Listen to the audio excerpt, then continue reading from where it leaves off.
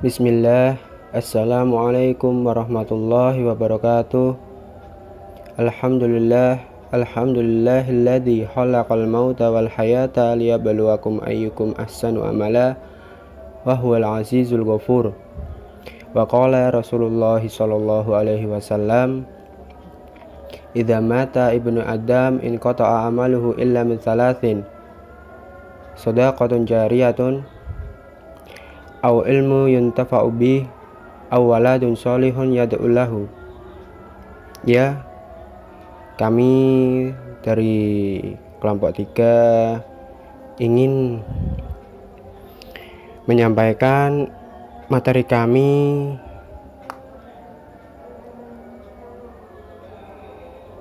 yaitu hukum perorangan dan subjek hukum. Dan sebelumnya kami perkenalkan anggota kelompok kami. Yang pertama Muhammad Ahsanul Hafidin,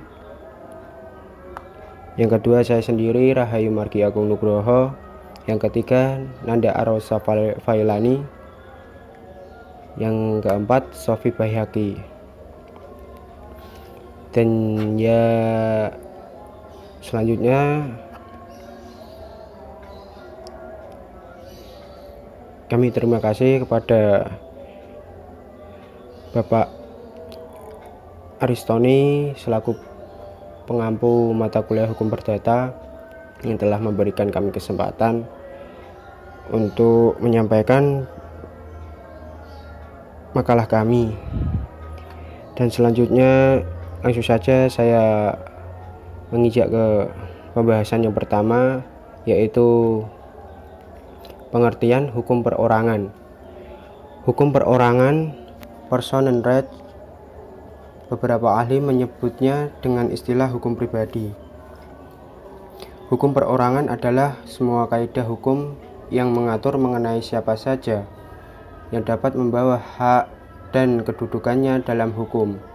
Hukum perorangan adalah keseluruhan kaidah hukum yang mengatur kedudukan manusia sebagai subjek hukum dan wewenang untuk memperoleh, memiliki, dan mempergunakan hak-hak dan kewajiban ke dalam lalu lintas hukum, serta kecakapan untuk bertindak sendiri, melaksanakan hak-haknya, juga hal-hal yang mempengaruhi kedudukan subjek hukum. Pengertian subjek hukum. Pengertian subjek hukum, res subjek, menurut Algra adalah setiap orang mempunyai hak dan kewajiban yang menimbulkan wewenang hukum. Sedangkan pengertian wewenang hukum itu sendiri adalah kewenangan untuk menjadi subjek dari hak-hak. Subjek hukum adalah segala sesuatu yang pada dasarnya memiliki hak dan kewajiban dalam lalu lintas hukum. Selanjutnya yaitu jenis-jenis subjek hukum. Di antaranya yaitu manusia dalam kurung naturalistic person. Dalam dunia hukum, perkataan manusia atau orang, person berarti membawa hak, yaitu segala hak yang mempunyai hak dan kewajiban, atau disebut juga dengan subjek hukum. Sebagai pembawa hak, padanya dapat diberikan hak dan dapat dilimpahkan kewajiban. Pada saat sekarang ini, boleh dikatakan bahwa setiap manusia itu adalah pembawa hak atau subjek hukum.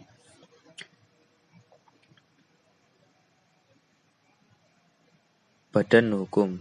Selain manusia, badan hukum juga termasuk sebagai subjek hukum. Badan hukum merupakan badan-badan atau perkumpulan. Badan hukum yakni orang yang diciptakan oleh hukum. Oleh karena itu, badan hukum sebagai subjek hukum dapat bertindak hukum atau melakukan perbuatan hukum seperti manusia.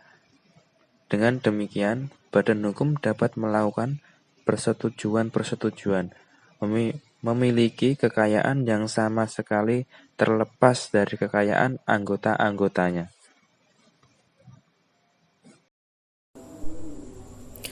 Kewenangan hak dan berbuat.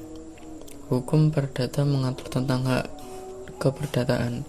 Dalam hukum perdata, setiap manusia pribadi mempunyai hak yang sama. Setiap manusia pribadi wenang untuk berhak.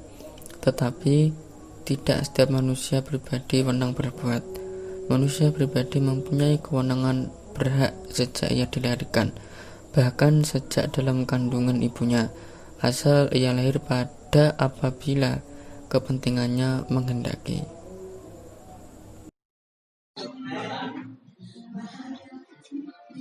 Cukup sekian yang dapat kelompok kami sampaikan. Kurang lebihnya mohon maaf.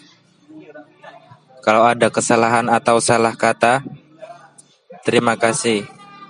Assalamualaikum warahmatullahi wabarakatuh.